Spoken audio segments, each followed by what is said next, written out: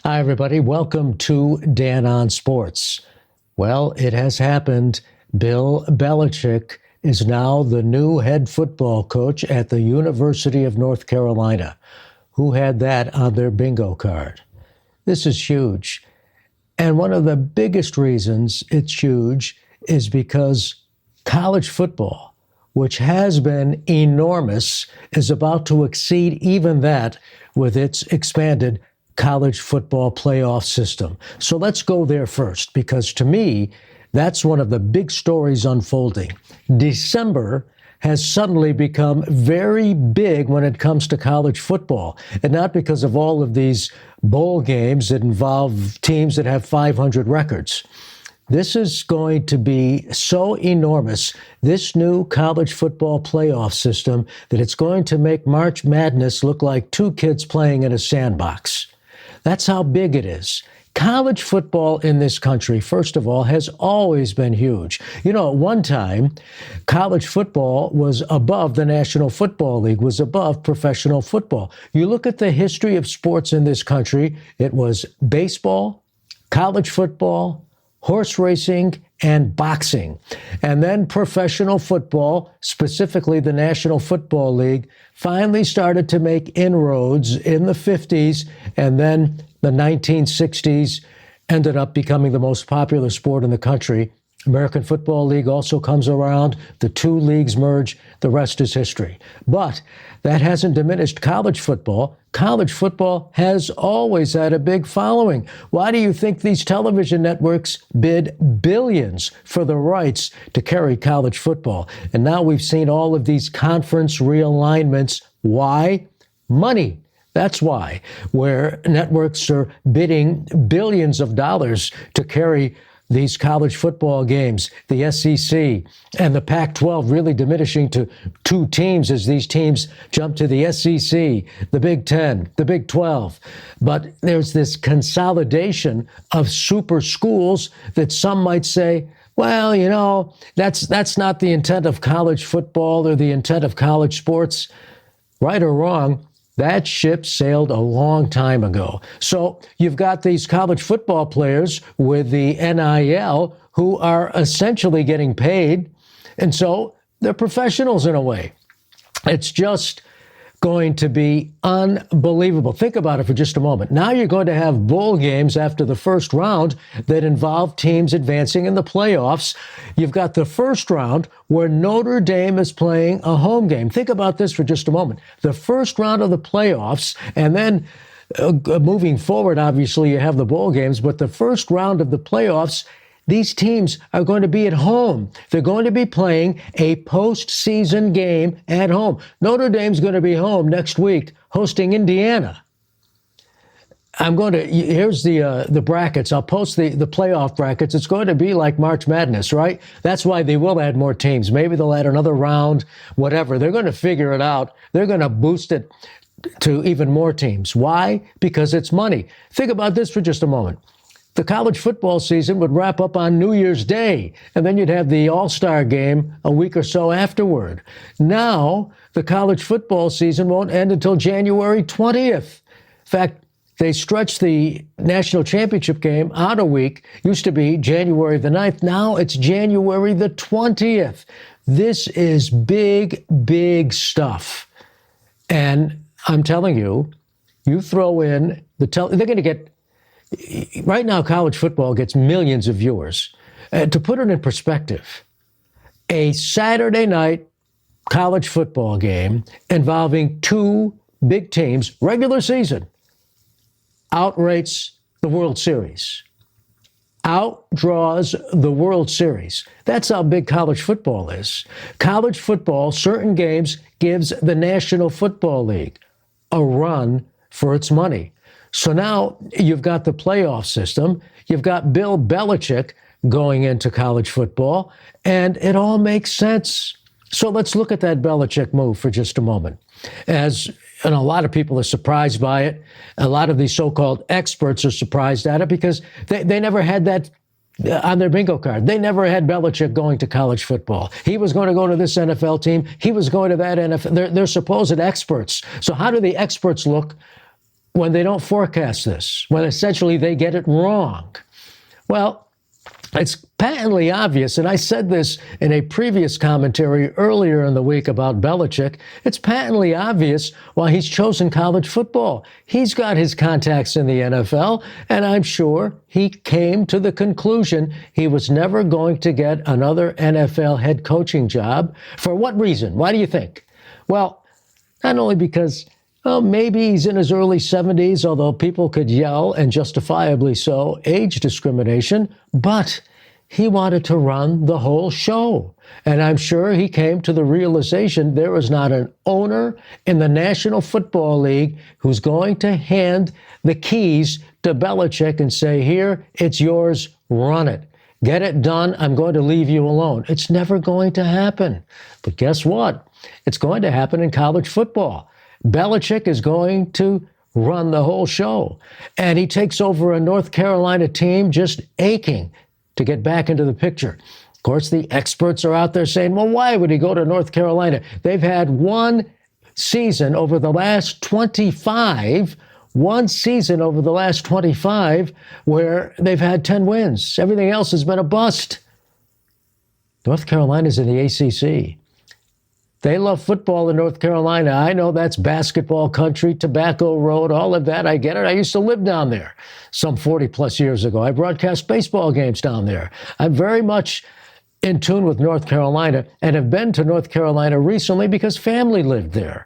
So I am plugged into the North Carolina sports scene. And let me tell you, that's as much football country as it is basketball country. And Bill Belichick is going to make it even more so. Suddenly, a ticket to a North Carolina game is going to be a big deal. Imagine the coverage already that North Carolina is going to get on national television because it's Bill Belichick. Deion Sanders, the Colorado coach, sent out a marvelous tweet welcoming Belichick to the fold and essentially explaining to the world why it's a good move for Belichick and for college football.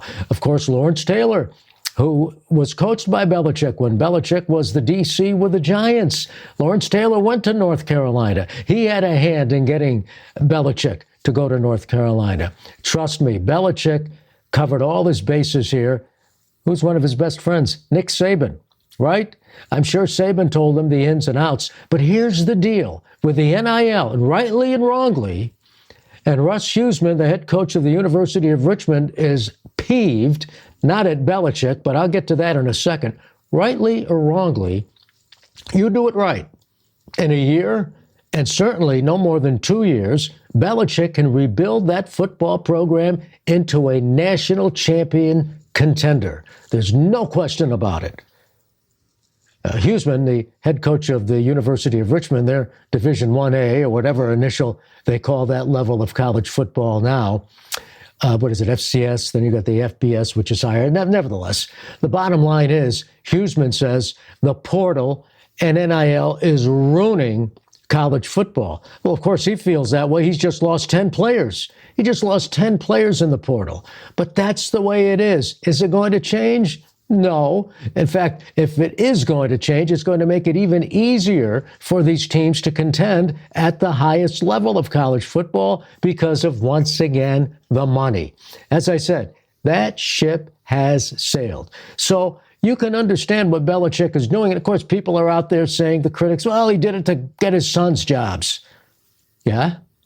Is there a problem with that? Is there a problem with a father trying to get his sons jobs? And supposedly, Belichick had a lot of interaction because his son Steve went out to Washington to become defensive coordinator. And apparently, Belichick made a lot of trips to Washington. So he's been around the college football atmosphere this year. He's been around it before, but I mean, this year to actually have more of a hands-on with his son. So he knows what he's getting into. Trust me, Belichick has checked all the boxes on this. He has done his research, and now he's back in the coaching game.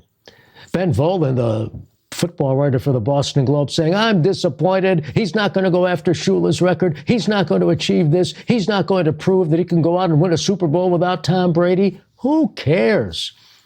Maybe he proves that he can also get it done at the college football level. Maybe he enhances his spot in history. I mean, Volan's writing, who's going to remember years down the road that Bill Belichick coached North Carolina? That's what he wrote.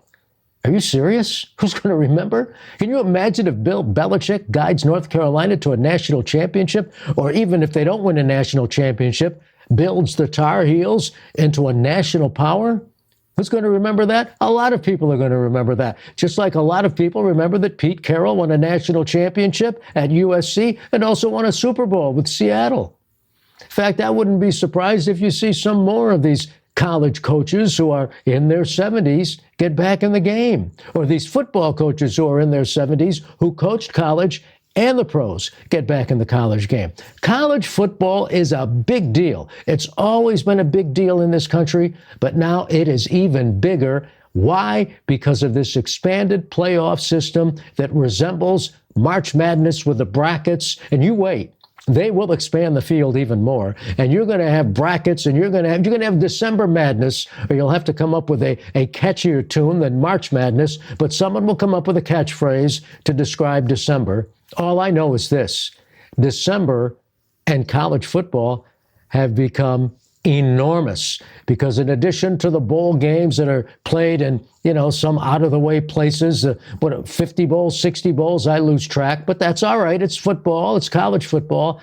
Now you've got bowl games that really mean something. And then you've got the first round where teams are hosting a playoff game. Notre Dame's going to be at home playing a playoff game next week. This is huge, huge, huge. I perfectly understand why Belichick did this. And let me tell you, college football is on the precipice of something that is going to explode. College football has always been big, as I said. I'll give you another example. And I didn't realize, being from the Northeast, how big college football was elsewhere in the country. When I was broadcasting basketball games for the University of Hartford on radio, and I still do their games on streaming services, but when I was doing the games on radio, the University of Hartford basketball team had a game at Clemson. We flew in on a Tuesday for a Thursday game. And as we're driving towards the campus, there's all these RVs, all these campers set up, people out there having a good time on a Tuesday. Well, come to find out, they were there in preparation for the annual Clemson, South Carolina game, which Clemson was hosting that year. They were partying, and they were there on a Tuesday before the Saturday game.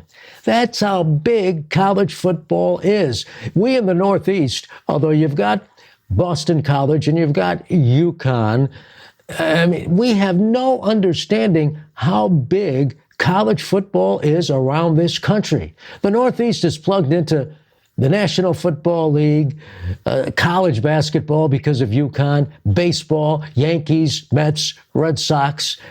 It's more professionally oriented. People have no idea how enormous college football is. And guess what? It's about to get even bigger. So it's not as if, well, why did Bill Belichick take this step down? He didn't take a step down. Are you kidding me? You could almost make the case he took a step up. All I know is this: he is involved in something really, really big.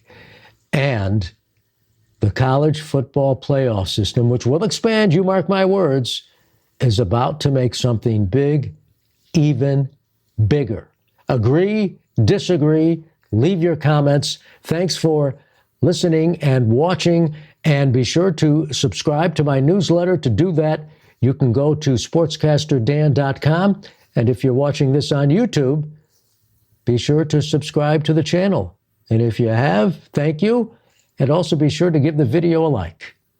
Thanks for being a part of Sportscaster Dan and the Dan on Sports podcast.